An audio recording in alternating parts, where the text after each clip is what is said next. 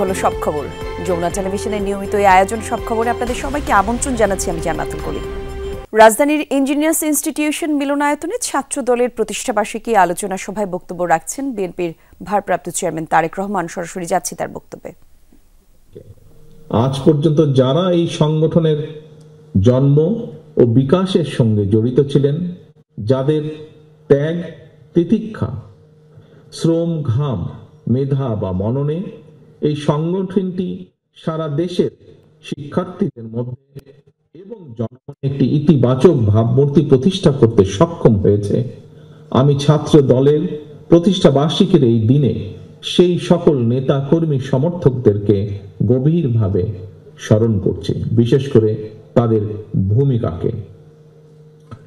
ছাত্রদলের প্রিয় ভাই ও বোনেরা, হাজারো ছাত্র জনতার সীমাহীন আত্মত্যাগ আর তেজদীপ্ত সাহসী ভূমিকার কারণে মাফিয়া চক্রের পলায়ন এবং পতনের পর বর্তমানে বাংলাদেশ আবার এক বিপুল সম্ভাবনার দ্বার প্রান্তে দাঁড়িয়েছে। আমাদের সকলকে খেয়াল রাখতে হবে, কোনো হঠকারী সিদ্ধান্তের কারণে যাতে গণ অভ্যুত্থানের আকাঙ্ক্ষা বিনষ্ট হবার পরিস্থিতি সৃষ্টি না হয়। এই ব্যাপারে ছাত্রদলের প্রতিটি নেতাকর্মীকে সতর্ক এবং সজাগ থাকতে হবে। মনে রাখা দরকার, লোভ বা লাভের ঊর্ধ্বে উঠে ভবিষ্যৎ প্রজন্মের জন্য একটি নিরাপদ এবং স্বাবলম্বী বাংলাদেশ গড়তে বিশেষ করে ছাত্র তরুণদের ভূমিকা অপরিসীম। বাংলাদেশকে আন্তর্জাতিক বিশ্বে একটি কার্যকর এবং প্রভাবশালী রাষ্ট্রের ভূমিকায় দেখতে চাইলে, বাংলাদেশ নামক রাষ্ট্রের একজন মর্যাদাবান নাগরিক হিসেবে বেঁচে থাকতে চাইলে জ্ঞানভিত্তিক সমাজ ও রাষ্ট্র গঠনের কোনোই বিকল্প নেই। সুতরাং প্রিয় ছাত্র দলের ভাই বোনেরা, তোমাদেরকে অবশ্যই মনে রাখতে হবে, শিক্ষার্থীরাই জ্ঞানভিত্তিক রাষ্ট্র ও সমাজ গঠনের প্রধান হাতিয়ার। রাষ্ট্র এবং রাজনীতি সম্পর্কে শিক্ষার্থীদের অবশ্যই সচেতন থাকতে হবে। তবে শিক্ষার্থী হিসাবে তোমাদের প্রথম এবং প্রধান লক্ষ্য হতে হবে লেখাপড়া, লেখাপড়া এবং লেখাপড়া।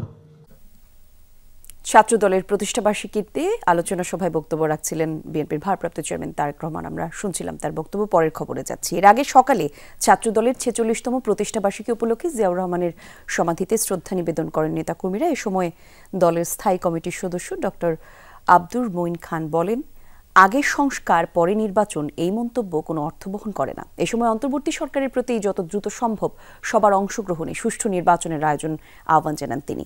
এ সময় ছাত্রদল নেতারা শিবিরের নেতৃত্ব নির্বাচন প্রক্রিয়ার সমালোচনা করেন। তাদের বক্তব্য, কাউন্সিলের নামে শিবির নাটক মঞ্চস্থ করছে। শিক্ষা ঐক্য প্রগতির পতাকাবাহী সংগঠন জাতীয়তাবাদী ছাত্রদল। সংকট, সংগ্রাম আর সম্ভাবনায় সংগঠনটি পার করল 4.5 দশক। বুধবার 46তম প্রতিষ্ঠাবার্ষিকীতে নেতাকর্মীদের ঢল নামে বিএনপির প্রতিষ্ঠাতা জিয়াউর রহমানের সমাধিতে। বিএনপির স্থায়ী কমিটির সদস্য ডক্টর মঈন খান নেতাকর্মীদের নিয়ে জিয়াউর রহমানের সমাধিতে পুষ্পস্তবক অর্পণ করেন। এ সময় তুলে ধরেন জুলাই অভ্যুত্থানে ছাত্রদলের বীরত্বপূর্ণ অবদানের কথা। বলেন, ভোটাধিকার ফেরাতে সংস্কারের পাশাপাশি নির্বাচনের প্রস্তুতি নিতে হবে। আগে সংস্কার পরে নির্বাচন, এগুলো কোনো অর্থবহ প্রশ্ন নয়। অতি প্রয়োজনীয় এই সংস্কারগুলো হবে, পাশাপাশি নির্বাচনের প্রস্তুতি চলবে এবং যথাশীঘ্র জনগণের দেশ জনগণের হাতে তুলে দেওয়া হবে একটি সুষ্ঠু নিরপেক্ষ নির্বাচন। বিএনপির ছাত্র বিষয়ক সম্পাদক জানান, নতুন বছরে শিক্ষার্থী বান্ধব শিক্ষা প্রতিষ্ঠান গড়ে তুলবে ছাত্রদল। ছাত্ররাই ছাত্র রাজনীতি করবে, এই স্লোগানকে সামনে নিয়ে আমরা এগিয়ে যাচ্ছি। সাধারণ ছাত্রছাত্রী যেভাবে আমাদেরকে গ্রহণ করেছে, ইনশাল্লাহ তাদের সেই আশা আকাঙ্ক্ষাকে আমরা আগামী দিনে নতুন বছরে পূরণ করতে পারবো বলে বিশ্বাস করি। তবুও ছাত্রদলের নেতৃত্ব নিয়ে নানা সমালোচনা রয়েছে রাজনীতিতে। 5 আগস্টের পর যা আরও তীব্র হয় সামাজিক যোগাযোগ মাধ্যমে। উদাহরণ দেওয়া হয় ছাত্র শিবিরের নিয়মিত কাউন্সিলের, যার জবাব দেন ছাত্রদলের 2 শীর্ষ নেতা। তারা প্রকাশ্যে রাজনীতি করতে চায় না, তাদের এক ধরনের রাজনীতি যেটি গোপন তৎপরতার মাধ্যমে সবসময় আপনি দেখেছেন। এবং গতকাল তাদের যে একটি অত্যন্ত যে কাউন্সিল হয়েছিল সেটি একটি পাতানো এবং নাটকপূর্ণ কাউন্সিল, কারণ আপনারা দেখেছেন কারা নেতৃত্বে যাবে সেটি পূর্ব নির্ধারিত। সন্ত্রাস, নৈরাজ্য, চাঁদাবাজদের অবরণ্য হয়ে উঠেছিল যে ছাত্র রাজনীতি, সে ধরনের ছাত্র রাজনীতি বাংলাদেশ থেকে পুরোপুরি বিলুপ্ত করবে বাংলাদেশ জাতীয়তাবাদী ছাত্রদল। তারুণ্যকে উগ্রবাদ আর মাদক থেকে দূরে রাখতে সারা দেশে 3 দিনব্যাপী ক্রীড়া প্রতিযোগিতার আয়োজন করেছে ছাত্রদল। আরিফিন শাকিল, যমুনা নিউজ, ঢাকা। ছাত্রদলের ৪৬তম প্রতিষ্ঠাবার্ষিকী উপলক্ষে দেশের বিভিন্ন স্থানে বর্ণাঢ্য র্যালি, রক্তদান কর্মসূচি এবং আলোচনা সভা অনুষ্ঠিত হয়েছে। দুপুরে নারায়ণগঞ্জের ২৫০০-এ সমাবেশ করে জেলা ছাত্রদল। পরে উপজেলা চত্বর থেকে র্যালি নিয়ে বিভিন্ন সড়ক প্রদক্ষিণ শেষে পায়রা চত্বরে গিয়ে শেষ হয় সেটি। র্যালিতে অংশ নেন ২৫০০ ছাত্রদলের আহ্বায়ক কমিটির সদস্য রতন মিয়া, যুগ্ম আহ্বায়ক রুকনউদ্দিন রাব্বি সহ অন্যান্য নেতৃবৃন্দ। ভোলায় র্যালি করেছে জেলা, উপজেলা এবং পৌর ছাত্রদলের নেতাকর্মীরা। পরে জেলা বিএনপি কার্যালয়ের সামনে সংক্ষিপ্ত সমাবেশ অনুষ্ঠিত হয়। বক্তারা বলেন, আওয়ামী লীগ সরকার বিভিন্নভাবে নেতাকর্মীদের উপর অত্যাচার চালিয়েছে। ষড়যন্ত্রের বিরুদ্ধে সবাইকে ঐক্যবদ্ধ থাকার আহ্বান জানান বক্তারা। রংপুরে গ্র্যান্ড হোটেলে মোড়ের দলীয় কার্যালয় থেকে শোভাযাত্রা বের করে মহানগর ও জেলা ছাত্রদল। শহরের বিভিন্ন গুরুত্বপূর্ণ সড়ক প্রদক্ষিণ করে এক স্থানে গিয়ে সেটি শেষ হয়। জেলা সদস্য সচিব আফতাবুজ্জামান সুজনের নেতৃত্বে শোভাযাত্রায় দলীয় নেতাকর্মীরা অংশ নেন। সমাবেশ এবং র্যালি হয়েছে বগুড়াতেও। সকালে জেলার বিভিন্ন প্রান্ত থেকে শহরের আলতাফুন্নেসা খেলার মাঠে জড়ো হন ছাত্রদলের বিভিন্ন ইউনিটের নেতাকর্মীরা। পরে সমাবেশ শেষে গ্রাম বাংলার বিভিন্ন ঐতিহ্য তুলে ধরে হয় শোভাযাত্রা। প্রতিষ্ঠাবার্ষিকী উপলক্ষে সুনামগঞ্জের জাতীয় এবং দলীয় পতাকা উত্তোলন করে জেলা ছাত্রদলের নেতাকর্মীরা। পরে বর্ণাঢ্য র্যালি নিয়ে শহরের প্রধান সড়ক প্রদক্ষিণ করা হয়। এদিকে প্রতিষ্ঠাবার্ষিকী উপলক্ষে র্যালি, স্বেচ্ছায় রক্তদান কর্মসূচির আয়োজন পালন করেছে গাজীপুরের বসান ছাত্র দলের নেতাকর্মীরা। দিনব্যাপী রক্তদান কর্মসূচির উদ্বোধন করেন মহানগর বিএনপির বসান মেট্রো থানার সভাপতি তানভীর সিরাজ। এ সময় উপস্থিত ছিলেন মহানগর বিএনপি এবং সহযোগী সংগঠনের নেতাকর্মীরা। প্রতিষ্ঠাবার্ষিকী উপলক্ষে ছাত্রদের র্যালি এবং র্যালি শেষে তারা রক্তদান কর্মসূচি করেছে। স্বেচ্ছায় রক্তদান কর্মসূচির শুভ উদ্বোধন আমি ঘোষণা করলাম। বরিশালের প্রতিষ্ঠাবার্ষিকীর অনুষ্ঠানে তুচ্ছ বিষয়কে কেন্দ্র করে দফায় দফায় সংঘর্ষে জড়িয়েছে ছাত্রদলের নেতাকর্মীরা। দুপুরে নগরীর সদর রোড এলাকায় এই ঘটনা ঘটে। পরে সিনিয়র নেতৃবৃন্দদের হস্তক্ষেপে পরিস্থিতি শান্ত হয়। পরে বেলা 12:30টায় দলীয় কার্যালয় চত্বর থেকে প্রতিষ্ঠাবার্ষিকীর র্যালি বের করে এক স্থানে গিয়ে শেষ হয় সেটি। ফ্যাসিস্টের দোসর এবং ফ্যাসিস্ট বিরোধী দুটাই ভাগে দেশকে ভাগ করা হয়েছে। জাতীয় পার্টির সর্বাত্মকভাবে ছাত্র জনতার আন্দোলনে থাকার পরও দোসর বলা হচ্ছে, এমন অভিযোগ করেছেন জাতীয় পার্টির চেয়ারম্যান জি এম কাদের। বিকেলে কাকরাইলে দলের ৩৯তম প্রতিষ্ঠাবার্ষিকী উপলক্ষে সংক্ষিপ্ত জমায়েতে এসব কথা বলেন তিনি। জি এম কাদের বলেন, সরকার গঠনের সময়ও ডক্টর ইউনূসকে সমর্থন দিয়েছিল তার দল। এরপরেও ফ্যাসিবাদের দোসর বলে রাজনৈতিক অধিকার থেকে তাদের বঞ্চিত করা হচ্ছে। সভা সমাবেশ করতে দেওয়া হচ্ছে না। ছাত্র হত্যার বিচারে কেউ বাধা দেবে না উল্লেখ করে জি এম কাদের বলেন, বিচারের নামে মানুষকে হয়রানি করে পার পাওয়া যাবে না। বিভিন্নভাবে আমাদের মামলা মোকদ্দমগুলো দেওয়া হচ্ছে এবং যেভাবে এগুলোকে হ্যান্ডেল করার কথা বলা হচ্ছে তাতে আমাদের আশঙ্কা হয় যে কথাটি উনারা বারংবার বলছেন যে যারা ফ্যাসিবাদের দোসর এবং যারা ফ্যাসিবাদ তাদেরকে নির্মূল করাটাই হলো বাংলাদেশের একমাত্র সমাধান। তার মানে দেশের 50% লোককে ওনারা নির্মূল করতে যাচ্ছেন। এটা কি এই জন্যই কি এই মামলা? এর আগে ৩৯তম প্রতিষ্ঠাবার্ষিকীতে হুসাইন মোহাম্মদ এরশাদের প্রতিকৃতিতে শ্রদ্ধা জানিয়েছে জাতীয় পার্টি। সকালে রাজধানীর কাকরাইলে কেন্দ্রীয় কার্যালয়ে এই শ্রদ্ধা জানানো হয়। এ সময় দলীয় এবং জাতীয় পতাকা উত্তোলন করা হয়। পরে হুসাইন মোহাম্মদ এরশাদের প্রতিকৃতিতে ফুল দিয়ে শ্রদ্ধা জানান দলের মহাসচিব মোহাম্মদ মুজিবুল হক চুন্নু। এ সময় প্রেসিডিয়াম সদস্য নাজমা আক্তার এবং চেয়ারম্যানের উপদেষ্টা আজহারুল ইসলাম শামীম সহ দলীয় নেতাকর্মীরা সেখানে উপস্থিত ছিলেন। হুসাইন মোহাম্মদ এরশাদের প্রতিকৃতিতে শ্রদ্ধা জানান জাতীয় পার্টির অঙ্গ সংগঠনের নেতাকর্মীরাও। আর দলের মহাসচিব বলেন, অন্তর্বর্তী সরকারের প্রতি দলমত নির্বিশেষে সকলের সমর্থন আছে, আর তাই সরকার সকল দলকে সমানভাবে রাজনৈতিক কর্মকাণ্ড পরিচালনার সুযোগ করে দেবে এমন আশা প্রকাশ করেন তিনি। আমরা আশা করি অন্তর্বর্তীকালীন সরকার সকল মানুষের গণতান্ত্রিক অধিকার প্রতিষ্ঠা করার জন্য এবং রাজনৈতিক দলগুলি তাদের কর্মকাণ্ড মানুষের পাশে দাঁড়ানোর, মানুষের পক্ষে কথা বলার যে সুযোগ, সেই সুযোগটা দিবেন। বিগত বছরগুলোর মতো এবার ঘটা করে হয়নি বই উৎসব, কিন্তু শিক্ষার্থীদের হাতে তুলে দেওয়া গেছে 2-1টি পাঠ্যপুস্তক। বছরের প্রথম দিনে সীমিত পরিসরে এই আয়োজন ছিল রাজধানীর স্কুলগুলোয়। উদ্যোগের কমতি ছিল না জেলা শহরগুলোতেও। শিক্ষক অভিভাবকরা বলছেন, সংখ্যা যাই হোক না কেন তাতে খুশি কোমলমতিরা। তাছাড়া বইগুলোর লেখা এবং ছাপার মানও ভালো। নতুন বই মানেই উৎসবের ঘটা। পাতায় পাতায় ঘ্রাণে থাকে আলাদা আবেদন, যার জন্য বরাবরই অপেক্ষায় থাকে শিক্ষার্থীরা। নতুন বইটা পেয়ে আমরা অনেক খুশি হই, কারণ নতুন বইয়ের আনন্দটাই আলাদা। নতুন বইয়ের যে গন্ধটা সেটা কিন্তু অনেক অনেক মুগ্ধ করে একজন মানুষকে, তাই আর কি। আর নতুন বই দেখতে যে এত সুন্দর। এবার বিগত বছরগুলোর মতো বিশাল আকারে বই উৎসব না হলেও স্কুলগুলো নিজস্ব উদ্যোগে শিক্ষার্থীদের হাতে তুলে দেয় নতুন বই। 2টা বা 3টা করে বই হাতে পেয়েছে বিভিন্ন শ্রেণীর কোমলমতিরা। বাসায় নিয়ে আমি বাংলা বই, ইংলিশ সবকিছু কমপ্লিট করব। নতুন বই পেলে অনেক ভালো লাগে।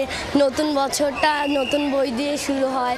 বই পেয়েছি তো বাংলা, গণিত, ইংরেজি, সমাজ বিজ্ঞান, ধর্ম। আমি সমাজ আর অঙ্ক বইটা পেয়েছি। আজকে আমাদের এখনো বই দেয়নি, আমাদের রবিবারে বই দিবে। একে তো গণঅভ্যুত্থান পরিস্থিতি, তার উপর নতুনভাবে বই লেখা এবং মুদ্রণ প্রক্রিয়ায় বিলম্ব হওয়ায় বছরের প্রথম দিনেই সব বই দেয়া সম্ভব হচ্ছে না, এমনটা জানান শিক্ষকরা। প্রত্যেকটা ক্লাসের যেই বইগুলো আমরা পাচ্ছি সাথে সাথেই ওদেরকে বিতরণ করে দিচ্ছি। এবং আমরা এই মুহূর্তে আমরা অলরেডি দিয়ে দিয়েছি সেটা হলো ক্লাস 10-এর বই, ক্লাস 7-এর বই এবং ক্লাস 6-এর বই। আমরা অধিকাংশ বই পেয়েছি আমরা, এবং আগের তুলনায় এখন বইয়ের মানগুলো অনেকটাই ভালো আছে। তো আমরা চেষ্টা করতেছি সকল শিক্ষার্থীদের মধ্যে বইগুলো বিতরণ করার জন্য। শিক্ষক অভিভাবকরা মনে করেন, সংখ্যায় যাই হোক বছরের প্রথম দিন নতুন বই পেয়ে ছাত্রছাত্রীরা খুশি। যে কটি বই এসেছে সেগুলো লেখা ও ছাপার মান ভালো। বই আসে নাই, ক্লাস 4-5 এখানে আসে নাই, বলছে রোববারের থেকে বই দেওয়া শুরু করবে। মনে হচ্ছে না যে নতুন বই এই পর্যন্ত মনে হয় না, এক সপ্তাহ বেশি, 1 সপ্তাহ আরো সময় লাগবে। প্রসেসিং এর কাজ চলতেছে আরো। হ্যাঁ, একটু সময় তো লাগবেই, কারণ সবকিছু এলোমেলো ছিল। এখন নতুন বছরের নতুন একটা ইমেজ, তো এর ভিতরে হয়তো দেখা যাচ্ছে তাদের গুছানোর একটা সময় লাগবে। রাজধানীর মতো দেশের বেশিরভাগ জেলায় ফুল সেট বই বিতরণ সম্ভব হচ্ছে না, তাই উৎসবের আমেজেও ভাটা। ময়মনসিংহ, রাজশাহী, সিলেট, বরিশাল ও রংপুরে প্রাথমিকের কিছু বই পৌঁছেছে। পর্যায়ক্রমে সব জেলায় প্রাথমিক ও মাধ্যমিকের নতুন বই বিতরণ করা হবে। যে পরিমাণ বইয়ের চাহিদা রয়েছে আমরা তার তুলনায় একটু কমই পেয়েছি। আমরা আশা করছি আগামী 20 তারিখের মধ্যেই আমরা আমাদের সমস্ত বই আমরা শিক্ষার্থীদের হাতে তুলে দিতে পারবো। Farhana Nancy, Jamuna News, Dhaka. বছরের শুরুতে শিক্ষার্থীদের হাতে সব বই পৌঁছাতে না পারায় অভিভাবকদের কাছে দুঃখ প্রকাশ করেছেন শিক্ষা উপদেষ্টা ওয়াহিদউদ্দিন মাহমুদ। আর এজন্য নানা প্রতিবন্ধকতা এবং ষড়যন্ত্রের কথা বলেছেন তিনি। সকালে মাতৃভাষা ইনস্টিটিউটে এনসিটিবির ওয়েবসাইটে 2025 শিক্ষাবর্ষের পাঠ্য বইয়ের অনলাইন ভার্সনের উদ্বোধনী অনুষ্ঠানে এসব কথা বলেন উপদেষ্টা। এনসিটিবির চেয়ারম্যান জানিয়েছেন, 20 জানুয়ারির মধ্যে স্কুলে স্কুলে সব বই পৌঁছে যাবে। আওয়ামী লীগ সরকার ক্ষমতায় আসার পর 2009 সাল থেকে শুরু হয় বই উৎসবের ঢাকঢোল পিটিয়ে বছরের শুরুতেই শিক্ষার্থীদের হাতে তুলে দেয়া হতো নতুন বই।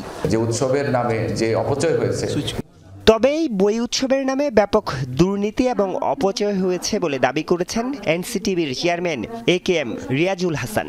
2025 সালের পাঠ্য বইয়ের অনলাইন ভার্সনের উদ্বোধনী অনুষ্ঠানে তিনি বই বিতরণের বিলম্বের কারণ তুলে ধরেন। পুরনো কারিকুলামে তারা ফিরে যাওয়ার কারণে তারা এসএসসি পরীক্ষা দিবে যারা 2026-এ, তাদের জন্য বই ছাপতে হয়েছে।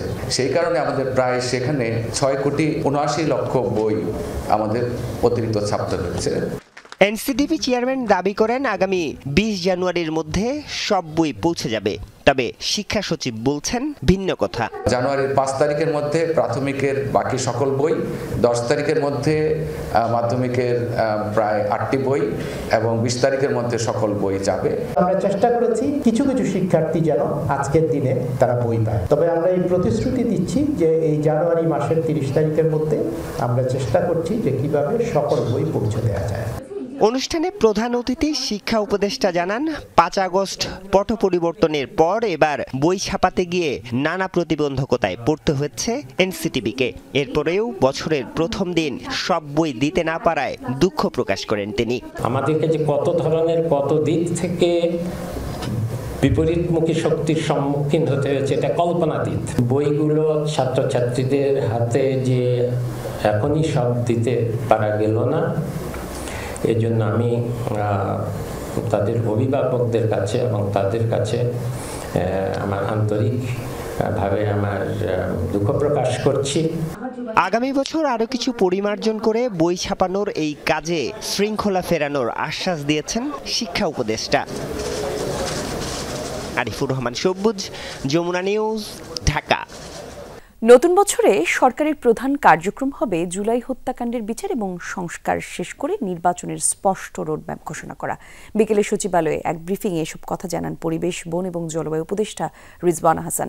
বলেন, উপদেষ্টা পরিষদের বৈঠক সচিবালয়ে অগ্নিকাণ্ড কিভাবে হলো সেই বিষয়ে স্পষ্ট ধারণা দিয়েছে ফায়ার সার্ভিস এবং তদন্ত কমিটি। এই অগ্নিকাণ্ডের ঘটনা কোনো নাশকতা নয় বলেও জানান তিনি। এই সময় তিনি আরও বলেন, জুলাই ঘোষণা নিয়ে সবার সাথে কথা বলার প্রক্রিয়া শুরু হয়েছে। সকল দলের মতামত নিয়ে তৈরি করা হবে এই ঘোষণা। শিক্ষার্থীদের বেঁধে দেওয়ার সময়ের মধ্যেই ঘোষণাপত্র লেখা শেষ হবে বলে জানান তিনি। উপদেষ্টা আরও জানান, সরকার চায় দেশে শেখ হাসিনার উপস্থিতিতে তার বিচার হবে, আর সেটি করা না গেলে যে প্রক্রিয়ায় বিচার হবার কথা সেভাবেই হবে। আওয়ামী লীগকে নিষিদ্ধ করার বিষয়ে উপদেষ্টা পরিষদের বৈঠকে কোনো আলোচনা হয়নি বলে জানান রিজওয়ানা হাসান। নতুন বছরে অন্তর্বর্তীকালীন সরকারের প্রাধান্য তো অবশ্যই হবে। আগে যেটা বলেছি তিনটা, একটা হচ্ছে বিচার নিশ্চিত করা এই জুলাই আগস্টের হত্যাকাণ্ড এবং যে বর্বরতা চলেছে তার। দ্বিতীয় হচ্ছে যে সমস্ত সংস্কার করার প্রস্তাবনাগুলো আসবে সেগুলোর ব্যাপারে রাজনৈতিক মতৈক্য গড়ে সেই সংস্কারগুলো করা। আরেকটা হচ্ছে নির্বাচনের একটা ক্লিয়ার রোডম্যাপ ডেভেলপ করা। ছাত্র জনতার আন্দোলনে 2229 পরিবারকে সহায়তা করেছে জুলাই শহীদ স্মৃতি ফাউন্ডেশন। এর মধ্যে আছে 628 জন শহীদ এবং 1500-এর বেশি আহতের পরিবার। এসব পরিবারের মাঝে বিতরণ করা হয়েছে প্রায় 47 কোটি টাকা, আর ফান্ডে এখন জমা আছে 61 কোটি টাকা। কেউ যাতে প্রশ্ন তুলতে না পারে সে ব্যাপারে সজাগ থাকার কথা জানান ফাউন্ডেশনের নেতারা। বছরের শুরুতেই নতুন আঙ্গিকে জুলাই শহীদ স্মৃতি ফাউন্ডেশনের পথ চলা শুরু। 24-এর আন্দোলনে আহত ও শহীদ পরিবারের সদস্যদের কি পরিমাণ সহায়তা করা হয়েছে সেটির হিসাব নিকাশ প্রকাশ করল ফাউন্ডেশনটি। সংবাদ সম্মেলনের শুরুতেই ফাউন্ডেশনের প্রধান নির্বাহী জানান, দেশে অতীতে এত ক্ষয়ক্ষতি হয়েছে কিনা সেটা খুঁজে পাওয়া দুষ্কর। যেই গণঅভ্যুত্থানটা বাংলাদেশে হয়েছে, এই গণঅভ্যুত্থান পৃথিবীর আর কোথাও আগে এত পরিমাণ ক্ষয়ক্ষতি দিয়ে হয়েছে কিনা আমার জানা নেই, এবং বাংলাদেশেও এটা নিঃসন্দেহে এটাই প্রথম। এ সময় সাংবাদিকদের সামনে আয় ব্যয়ের হিসাব তুলে ধরা হয়। বলা হয়, অনুদানের মাধ্যমে জুলাই শহীদ স্মৃতি ফাউন্ডেশনের অ্যাকাউন্টে জমা হয়েছে 109 কোটি 20 লাখ টাকা। এর মধ্যে আহত ও শহীদ পরিবারকে দেয়া হয়েছে 47 কোটি 32 লাখ। এখন বর্তমানে জমা আছে 61 কোটি টাকা। একটা নামকে প্রশ্নবিদ্ধ হওয়ারও যেন সুযোগ না থাকে, আমরা সেভাবেই তৈরি করব। ফাউন্ডেশন নেতৃবৃন্দ জানান, আন্দোলনে 826 জন শহীদের মধ্যে 198 জনের পরিবারকে এখনো সহায়তা দেওয়া সম্ভব হয়নি। মোট আহত 11,306 জনের মধ্যে মাত্র 1601 জনকে সহায়তা দেওয়া হয়েছে। বাকিদেরও দ্রুত সহায়তার তালিকায় আনা হবে। এর মধ্যেও এমন 1, 2, 3টি অনাকাঙ্ক্ষিত ঘটনা হয়েছে এই 1601-এর মধ্যেও। পরে গিয়ে দেখি যে না, উনি সকল কাগজ যেগুলো আমরা চেয়েছি সেগুলোও রেডি করে এনে এখানে দিয়েছে। এমএসএও এনলিস্টেড করেছে, কিন্তু এই আন্দোলনে আহত না, আন্দোলনের সময় আহত। এখন আমাদের সবাইকে 1 লক্ষ দেওয়া হচ্ছে, এবং সামনে যখন আমাদের এই 3 লক্ষটা যে নেক্সট মিটিংয়ে আমাদের কনফার্ম করা হবে, তখন সবাইকে 3 লক্ষ দেওয়া হবে। এটা হচ্ছে আমাদের লোয়েস্ট।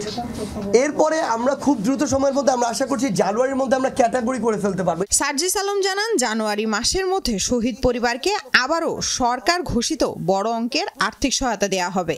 পাশাপাশি পরিবারগুলোর সাথে যোগাযোগ করা ও তাদের দুর্ভোগ কমাতে প্রতিটি বিভাগে আলাদা অফিস নেওয়া হবে। শহীদ পরিবারকে আমরা যে 5 লক্ষ করে দিয়েছি, এটা খুব দ্রুত ঘোষণা আসবে, হয়তো এই জানুয়ারি মাসের মধ্যেই একটা বড় অ্যামাউন্টে সরকারের পক্ষ থেকে যে বলা হয়েছে 30 লক্ষ, এটা এই সংখ্যায় হতে পারে। জুলাই শহীদ স্মৃতি ফাউন্ডেশনের কর্মকর্তারা জানান, 24-এর অভ্যুত্থানে শহীদ ও আহত পরিবারের জন্য কর্মসংস্থান, সম্মানী ভাতা এবং আজীবন চিকিৎসা ব্যবস্থা করা হবে। লামিয়া তিথি, যমুনা নিউজ, ঢাকা। উদ্যোক্তা তৈরির লক্ষ্যে উপজেলা পর্যায়ে বাণিজ্য মেলার আয়োজনের পরামর্শ দিলেন অন্তর্বর্তী সরকারের প্রধান উপদেষ্টা ডক্টর মোহাম্মদ ইউনূস।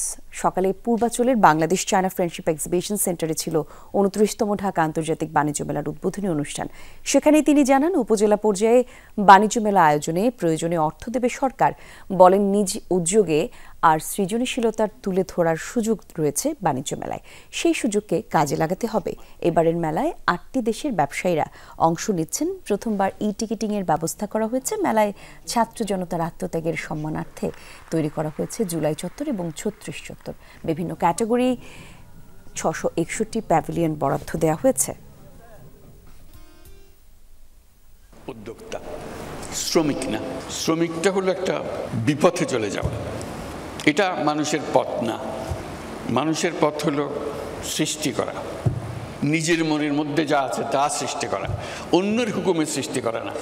এই মেলা আমাদেরকে আবার সেই সৃষ্টির সুরসুরিটা দেয়। এই মেলা একটা সুযোগ দেয় একজনেরটা দেখে আরেকজনের মাথায় সুরসুরি দেওয়া। কেবল শেখ হাসিনা ইস্যুতে বাংলাদেশ ভারত সম্পর্ক আটকে থাকবে না বলে মন্তব্য করেছেন পররাষ্ট্র উপদেষ্টা তৌহিদ হোসেন। বলেছেন, এটিকে একপাশে রেখে অন্যান্য সম্পর্ক এগিয়ে নিতে চায় সরকার। প্রতিবেশী ভারত ছাড়াও যুক্তরাষ্ট্র এবং চীনের সাথে সম্পর্ক উন্নয়নে নতুন বছরে কূটনীতির অগ্রাধিকার বলে জানান তৌহিদ হোসেন। আর রাখাইনের পরিস্থিতি পাল্টে গেছে উল্লেখ করে রোহিঙ্গা সংকটকে কূটনৈতিক বড় চ্যালেঞ্জ বলে উল্লেখ করেন তিনি। 5 আগস্ট থেকেই দিল্লিতে অবস্থান ক্ষমতাচ্যুত প্রধানমন্ত্রী শেখ হাসিনার। তাকে ফেরাতে এরই মধ্যে দিল্লিকে আনুষ্ঠানিকভাবে অনুরোধ পাঠিয়েছে ঢাকা। তাতে সাড়া মেলেনি এখনো, ফেরত দেওয়ার সম্ভাবনাও কম। ঢাকা দিল্লি সম্পর্কের চলমান টানাপোড়েনে দিল্লিতে শেখ হাসিনার থাকা সবচেয়ে বড় ফ্যাক্টর। সচিব পর্যায়ের বৈঠকে তা স্পষ্ট করেছে বাংলাদেশ। এই অবস্থায় স্বাভাবিক কূটনৈতিক সম্পর্কের কথা বলছে দুপক্ষই। শেখ হাসিনাকে বাংলাদেশের চাওয়া মতো ফেরত না দিলে সেই সম্পর্কের ভবিষ্যৎ কি জানতে চেয়েছিলাম পররাষ্ট্র উপদেষ্টার কাছে। ভারতকে আপনি আনুষ্ঠানিক চিঠি লিখেছেন, কোনো জবাব পাননি, তাহলে কি আসলে ঢাকা দিল্লি রিলেশন? না, দেখুন আমি মনে করি যে দুটো পাশাপাশি চলবে, কারণ এটা হলো একটা ইস্যু, কিন্তু আমাদের আরো অনেক স্বার্থের ইস্যু আছে দুই পক্ষের। আমরা সেগুলি নিয়ে পাশাপাশি আগাবো। এবছর কমবে অস্থিরতা, স্থিতিশীলতাও আসবে বলে প্রত্যাশা উপদেষ্টার। জানান, কূটনীতির বড় চ্যালেঞ্জ প্রতিবেশী সহ পরাশক্তিগুলোর সাথে সম্পর্ক উন্নয়ন। আমরা আমাদের প্রতিবেশীর সাথেও ভালো সম্পর্ক চাই, মার্কিন যুক্তরাষ্ট্রের সাথে আমরা ভালো সম্পর্ক চাই, চীনের সাথেও ভালো সম্পর্ক চাই, কারণ আমাদের স্বার্থ আছে প্রতিটি ক্ষেত্রেই ভালো সম্পর্ক রাখার ক্ষেত্রে। এবং আমি বিশ্বাস করি যে যাদের কথা বললাম তাদেরও স্বার্থ নিহিত আছে ভালো সম্পর্কের মধ্যেই। প্রায়োরিটি কিন্তু কোনোটাই কম না, কারণ আমি মনে করি যে 3টি দেশের সাথে সম্পর্কের ক্ষেত্রে আমাদের প্রায়োরিটি যথেষ্টই আছে, কারণ এই 3 জায়গাতেই আমাদের বিভিন্নভাবে আমাদের স্বার্থ খুব শক্তভাবে নিহিত। এসবের পাশাপাশি অপর প্রতিবেশী মিয়ানমারের পরিস্থিতিও ভাবাচ্ছে বাংলাদেশকে। বিশেষ করে রাখাইন রাজ্যের অস্থিরতার প্রভাবে চিন্তা বাড়ছে ঢাকারও। রাখাইন পরিস্থিতি অত্যন্ত চ্যালেঞ্জিং, কারণ এখানে গ্রাউন্ড রিয়ালিটি পরিবর্তন হয়ে গেছে। এখন আমি যখন প্রাইভেট পার্সন ছিলাম তখন আপনাদেরকে অনেক কিছু আমি বলতে পেরেছি, যেটা আমি এখন এই মুহূর্তে আমি উচ্চারণ করব না। কিন্তু আমাদের মূল লক্ষ্য হচ্ছে এই মানুষগুলোকে অধিকার এবং নিরাপত্তা সহ ফেরত পাঠানো। জানুয়ারির 3য় সপ্তাহে দ্বিপাক্ষিক সফরে বেইজিং যাচ্ছেন উপদেষ্টা। জানান, আলোচ্য ঠিক করতে দ্রুতই হবে আন্তঃমন্ত্রণালয় বৈঠক। মাহফুজ মিশু, যমুনা নিউজ, ঢাকা। 2025 সাল হবে সাবেক প্রধানমন্ত্রী শেখ হাসিনা এবং আওয়ামী লীগের মানবতা বিরোধী অপরাধের বিচারের বছর। নতুন বছরই বিগত 16 বছরের অপকর্মের বিচারের কাজ চলবে এমন আশাবাদ ব্যক্ত করেছেন আন্তর্জাতিক অপরাধ ট্রাইব্যুনালের চিফ প্রসিকিউটর মোহাম্মদ তাজুল ইসলাম। দুপুরে নতুন বছরের শুভেচ্ছা বিনিময় শেষে এসব কথা বলেন তিনি। তাজুল ইসলাম জানান, মূল ভবনে প্রধান বিচারপতির সম্মতির পরই বিচারিক কাজ শুরু হবে। বিগত আওয়ামী লীগ সরকার যত অপরাধ করেছে তার সব বিচার প্রক্রিয়া এগিয়ে নেওয়া হচ্ছে। জুলাই আগস্টে সংগঠিত মানবতা বিরোধী অপরাধের তদন্ত চলছে। শেখ হাসিনাকে ফিরিয়ে আনা রাষ্ট্রীয় সিদ্ধান্ত, তবে ট্রাইব্যুনাল বিচার কাজ এগিয়ে নেবে। জানান, 5 আগস্টে চানখারপুলে 5 জনকে হত্যার মামলায় পুলিশ কনস্টেবল সুজনের বিরুদ্ধে গ্রেফতারি পরোয়ানা জারি করেছে ট্রাইব্যুনাল। প্রবাসী মালিকের বরাদ্দকৃত রাজুকের প্লট ভুয়া মালিক সাজিয়ে বিক্রি করছে রাজুকের একটি প্রতারক চক্র। এই চক্রে রাজুকের কর্মকর্তা কর্মচারীরাও জড়িত। এমন অভিযোগে রাজুকের প্রধান কার্যালয়ে অভিযান করে দুদক টিম। অভিযানে এমন অভিযোগের বিষয়ে সত্যতাও মিলেছে। দায়িত্বপ্রাপ্ত রাজুকের পরিচালক পূর্বাচলের প্লট নিয়ে এমন অভিযোগের বিষয়ে তথ্য দিয়ে দুদকের এনফোর্সমেন্ট টিমকে সহায়তা করার আশ্বাসও দেন।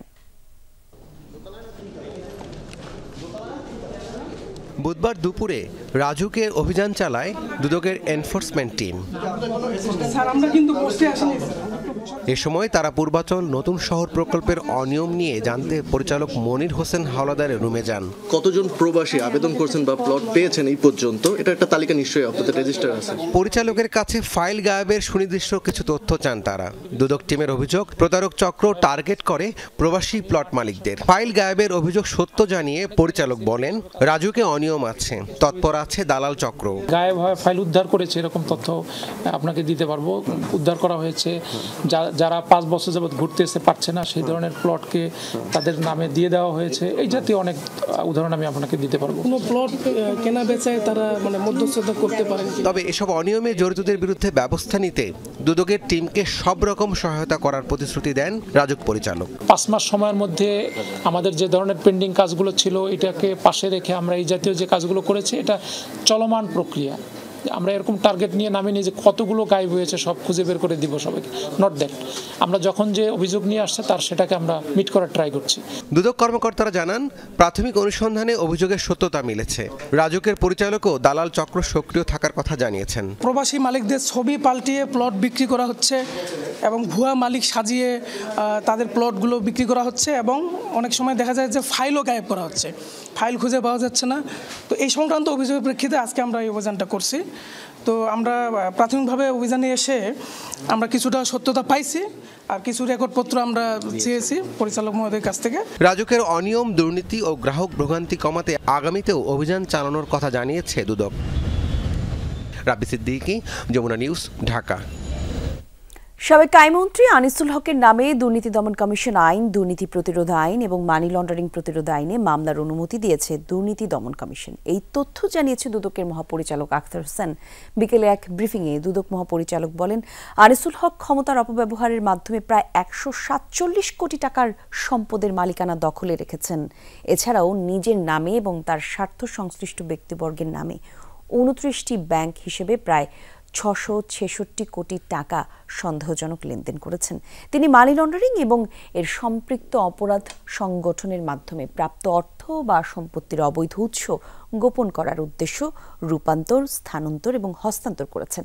এ সময় প্রায় 30 কোটি টাকার সন্দেহজনক লেনদেনের কারণে নাটোর 1 আসনের সাবেক এমপি শহীদুল ইসলাম বকুলের নামেও মামলার অনুমোদনের কথা জানায় দুদক মহাপরিচালক।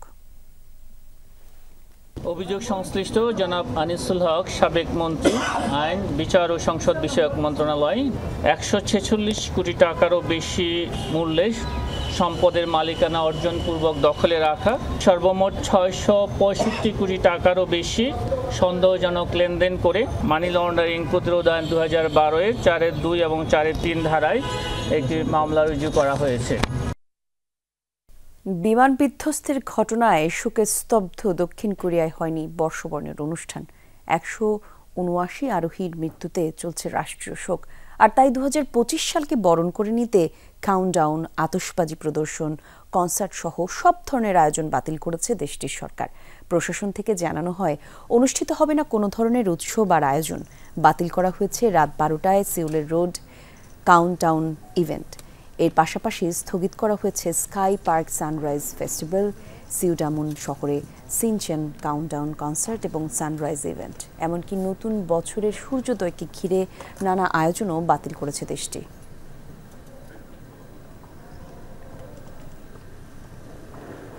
পরিচয় শনাক্ত হয়েছে দক্ষিণ কোরিয়ায় বিমান দুর্ঘটনায় নিহত 179 আরোহীর। বুধবার এই তথ্য জানিয়েছে দেশটির ভারপ্রাপ্ত প্রেসিডেন্ট চোই সাংমোক।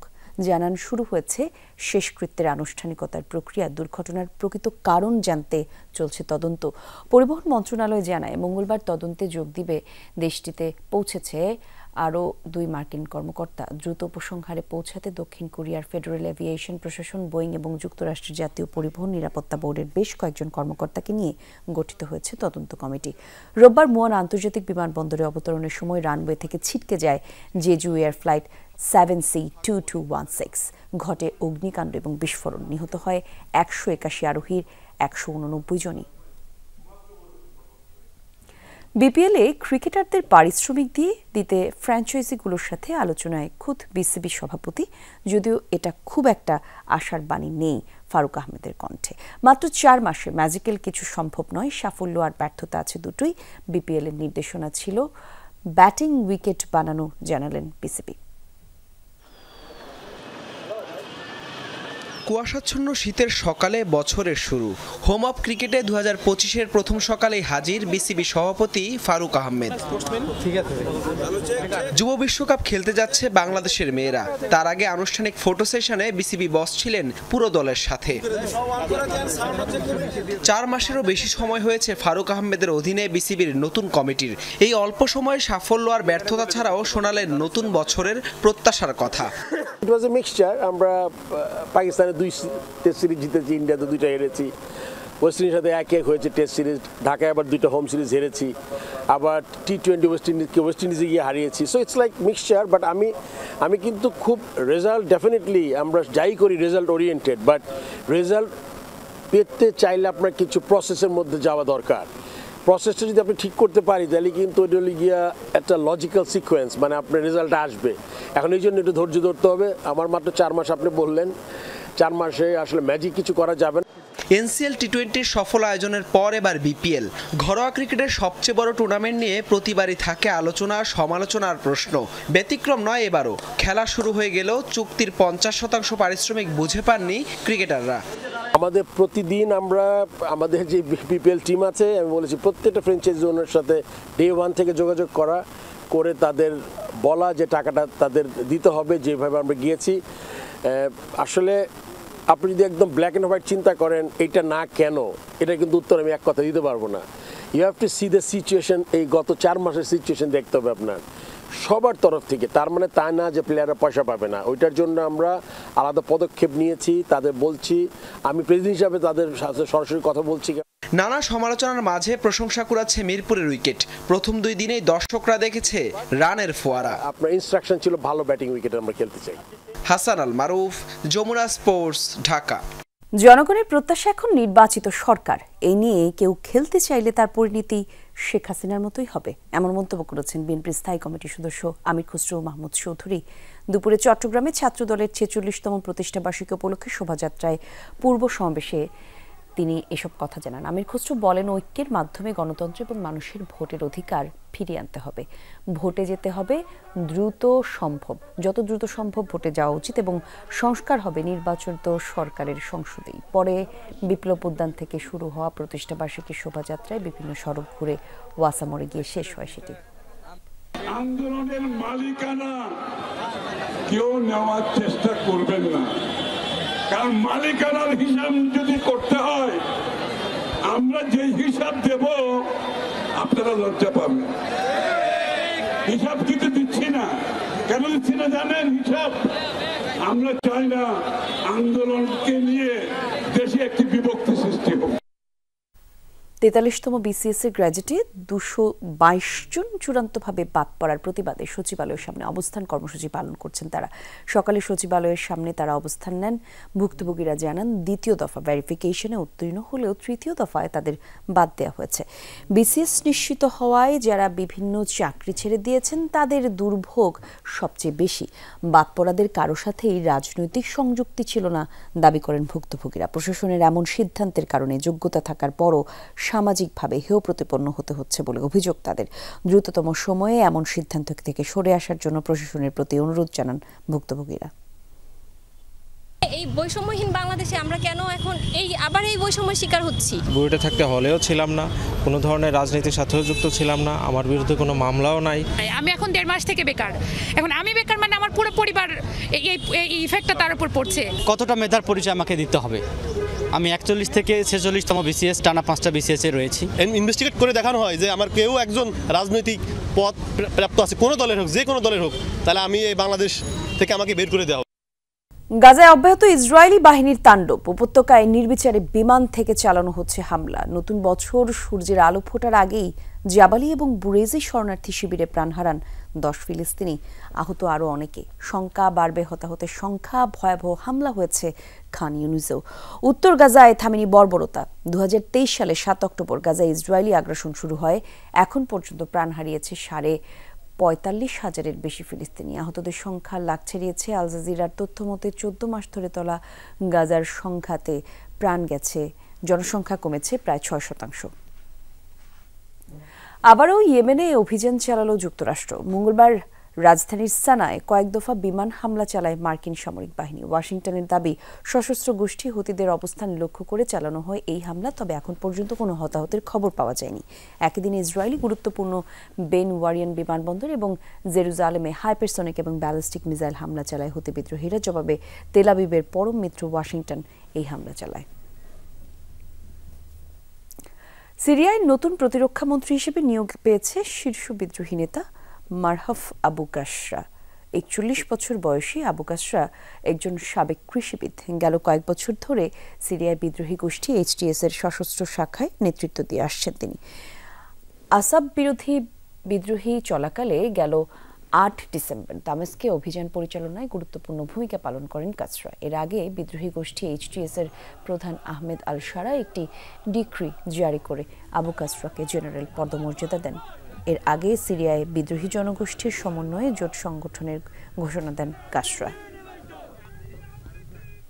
মাঠের লড়াইয়ে দারুণ শুরু হলো BPL এর। মিরপুরের প্রথম 2 দিনে হাই স্কোরিং ম্যাচ দেখছে ভক্তরা। ব্যাট হাতে দলীয় ব্যক্তিগত একাধিক রেকর্ড হয়েছে এর মধ্যে। তবে জানুয়ারি শৈত্যপ্রবাহ শুরু হলে বদলে যেতে পারে প্রেক্ষাপট।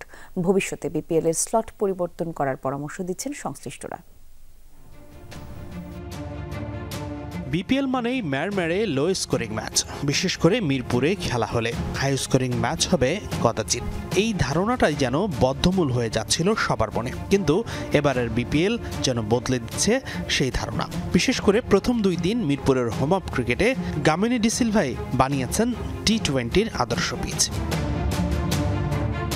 BPL এর প্রথম ম্যাচেই বরিশালের বিপক্ষে 3 উইকেটে 197 রান করে রাজশাহীর সেই স্কোর তাড়া করে জয় ছিনিয়ে নেয় চ্যাম্পিয়ন বরিশাল। এই ম্যাচেই রেকর্ড 29টি ছক্কা হয়েছে। দ্বিতীয় ম্যাচে রংপুর রাইডার্স করে 191 রান। তবে ঢাকা থামে 151 রানে। সব মিলে প্রথম দিন 2 ম্যাচ মিলে হয়েছে মোট 739 রান, যা BPL এর ইতিহাসের রেকর্ড। এর আগে 2012 সালে BPL এর প্রথম আসরে প্রথম দিন হয়েছিল 691 রান, যা ছিল এতদিন BPL এর উদ্বোধনী দিনের সর্বোচ্চ স্কোর। দ্বিতীয় দিনও ছুটেছে রান ফোয়ারা। মাহিদুল অঙ্কন উইলিয়াম বসিৎসর ঝড়ো 50-তে খুলনা করে 203 রান। চিটাগং কিংসের হয়ে ব্যাটিং তাণ্ডব চালান শামীম পাটোয়ারি। তবে চতুর্থ ম্যাচে নাহিদ রানার পেস তাণ্ডবে খুব বেশি সুবিধা করতে পারেনি সিলেট স্ট্রাইকার্স। সব মিলিয়ে BPL এর প্রথম 4 ম্যাচের মধ্যেই 3টি হয়েছে হাই স্কোরিং বলাই যায়, যা প্রমাণ করে মিরপুরেও T20-র আদর্শ পিচ বানানো সম্ভব। তবে প্রথম 2 দিনের এই হাই স্কোরিং ম্যাচ দেখেই মিরপুরের অধিকাংশ ম্যাচের ভাগ্যটা এমন হবে তা বলার সময় অবশ্য এখনও আসেনি। তার কারণ জানুয়ারির শৈত্যপ্রবাহ শুরু হলে বদলে যেতে পারে সব হিসেব নিকেশ। উইকেট পর্যাপ্ত রোদ না পেলে আবারও লো স্কোরিং ম্যাচ হওয়ার ঝুঁকি বাড়বে। কুয়াশার মাত্রা বাড়লে একই ভাগ্য নেমে আসতে পারে সিলেট ও চট্টগ্রামেরও। তবে এই সমস্যার স্থায়ী সমাধান পেতে BPL এর স্লট পরিবর্তন করার বিকল্প নেই। আমার কাছে মনে হয় যে এমন একটা ওয়েদারে করা উচিত BPL, যেন মানুষ দর্শকও এনজয় করবে, সুন্দর একটা ওয়েদার, প্লাস ডিউ ফ্যাক্টরটাও যেন কম থাকে, যেন টিমগুলো যেন টসের মধ্যে ডিসিশন না হয়। তো এই জিনিসগুলো আমার কাছে মনে হয় যে কিছু কিছু ফাইন টিউন করলে আমার মনে হয় যে খুব ভালো হবে। হাসানুর রহমান, যমুনা স্পোর্টস, ঢাকা। জাহাঙ্গীরনগর বিশ্ববিদ্যালয়ে শুরু হয়েছে ডুডলস JUDO জাতীয় বিতর্ক উৎসব 2024। 31 ডিসেম্বর থেকে শুরু হওয়া বিতর্ক উৎসব শেষ হবে 4 জানুয়ারি। আয়োজকরা জানান, যুক্তিবাদী এবং মননশীল মানুষ গঠনে জাহাঙ্গীরনগর ইউনিভার্সিটি ডিবেট অর্গানাইজেশন বদ্ধপরিকর। বিতর্কের মধ্য দিয়ে যুক্তিবাদী সমাজ তৈরির নিরলসভাবে কাজ করার প্রত্যয় তাদের। এবারের উৎসবে স্কুল, কলেজ এবং বিশ্ববিদ্যালয়ে 3 বিভাগে সারা দেশের শতাধিক দল অংশ নেয়। আয়োজনের মিডিয়া পার্টনার যমুনা টেলিভিশন। এবছর আমরা JUDO আয়োজন করেছে জাতীয় বিতর্ক উৎসব, দেশের সর্ববৃহৎ বিতর্ক উৎসব, এবং সেটি হচ্ছে শতাধিক স্কুল, কলেজ এবং বিশ্ববিদ্যালয়ের সমন্বয়ে দল নিয়ে। 13তম আন্তঃ কলেজ বিতর্ক প্রতিযোগিতা হচ্ছে, যেখানেও সারা দেশের 34টি কলেজের বিতর্ক দল অংশগ্রহণ করছে। সুপারস্টার গ্রুপ তার কর্মীদের জন্য চালু করেছে ক্যান্সার ট্রিটমেন্ট সাপোর্ট পলিসি। সকালে SSG সেন্টারে এর সাপোর্ট পলিসির উদ্বোধন করেন সুপারস্টার গ্রুপের চেয়ারম্যান মোহাম্মদ জালাল উদ্দিন। বলেন, এই উদ্যোগ কর্মীদের স্বাস্থ্য সুরক্ষা এবং সহমর্মী কর্মপরিবেশ সৃষ্টির প্রতি কোম্পানি দায়বদ্ধকর প্রতিফলন। এর মাধ্যমে সুপারস্টার গ্রুপের ক্যান্সারে আক্রান্ত কর্মীদের পাশে সার্বিক সহায়তা নিশ্চিত করবে। এই ভিন্নধর্মী পদক্ষেপটি পরিচালিত হবে মোহাম্মদ ইব্রাহিম ক্যান্সার কেয়ার ফাউন্ডেশনের অধীনে। উদ্বোধনী অনুষ্ঠানে আরও উপস্থিত ছিলেন সুপারস্টার গ্রুপের managing director Mohammad Harunur Rashid, human research director Khandakar Golam Azam. পেশাদার ক্রিকেটের সবচেয়ে কম বয়সে 150 রানের ইনিংস খেলায় নতুন রেকর্ড করলেন ভারতের আয়ুষ মাহাত্রে। ভেঙেছেন স্বদেশী জয়শ্রী জয়সওয়ালের করা 5 বছরের পুরনো রেকর্ড। মঙ্গলবার বিজয় হাজারে ট্রফিতে নতুন বিশ্ব রেকর্ড করেন মুম্বাইয়ের এই ক্রিকেটার। নাগাল্যান্ডের বিপক্ষে 117 বলে 181 রানের ইনিংস খেলার সময় আয়ুষের বয়স ছিল 17 বছর 168 দিন, আর 11টি 6 এবং 15টি 4 দিয়ে ইনিংস সাজিয়েছিলেন তিনি। এর আগে ইনিংসের সুবাদেই জয়সওয়ালের 5 বছরের পুরনো বিশ্ব রেকর্ড ভাঙেন আয়ুষ। 2019 সালে ঝাড়খণ্ডের বিপক্ষে বিশ্ব রেকর্ড করার সময় জয়সওয়ালের বয়স ছিল 17 বছর 291 দিন, আর 19 বছর 63 দিন বয়সের লিস্টে ক্রিকেটের 150 ঊর্ধ্ব ইনিংস খেলে তালিকায় 3য় স্থানে আরেক ভারতীয় রবিন উথাপ্পা। নিরাপত্তা কর্মীদের সঙ্গে বিবাদে জড়ানোয় উলভারহ্যাম্পটনের ব্রাজিলিয়ান স্ট্রাইকার ম্যাথিউ কুইকাকে 2 ম্যাচে নিষিদ্ধ করেছে ইংল্যান্ডের ফুটবল অ্যাসোসিয়েশন। গত 14 ডিসেম্বর প্রিমিয়ার লিগে ইপসউইচ টাউনের বিপক্ষে ঘরের মাঠে 2-1 গোলে হেরে যায় উইলসন, আর ম্যাচ শেষে প্রতিপক্ষের এক নিরাপত্তা কর্মীকে কনুই দিয়ে আঘাত করেন এবং তার চশমা কেড়ে নেন কুইয়া। আর এমন আচরণের জন্য নিষেধাজ্ঞার পাশাপাশি ব্রাজিলিয়ান ফরওয়ার্ডকে 80,000 পাউন্ড জরিমানা করা হয়েছে। কুইয়াকে হারানোয় উলভসের জন্য বড় ধাক্কা, এবং 25 বছর বয়সী এই ফরওয়ার্ড আছেন ভালো ছন্দে। ইতিমধ্যে করেছেন 10টি গোল। নিষেধাজ্ঞার ফলে প্রিমিয়ার লিগে নটিংহ্যামের ফরেস্ট এবং FA কাপের 3য় রাউন্ডে ব্রিস্টল সিটির বিপক্ষে ম্যাচ মিস করবেন কুইয়া। আর এই ছিল আজকের সব খবরের আয়োজনে। এতক্ষণ সঙ্গে ছিলেন তারা। ধন্যবাদ সবাইকে।